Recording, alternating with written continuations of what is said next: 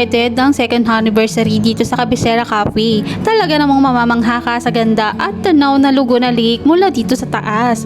Hindi lang basta cafe ang Cabecera, isang cafe na may malasakit at sa ating inang kalikasan. Ina-advocate po natin ang pag-protect sa environment. Sinusuportahan po natin yung mga local farmers, local producers, mga artisans. Yun po ang mga ginagamit natin dito sa ating cafe. And we're exciting announce a new ongoing project, ang Cabecera Cafe into 2026. We have a 2,000 planting trees and 2027 also building classrooms.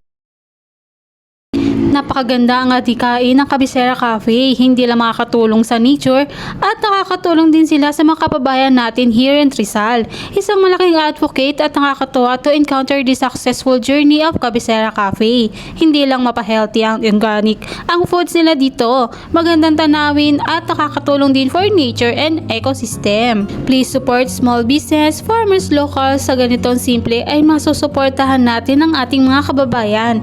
Halina't damhin ang lamig na sariwang hangin mula sa ganda ng kalikasan. Tara na dito sa Cabecera Cafe.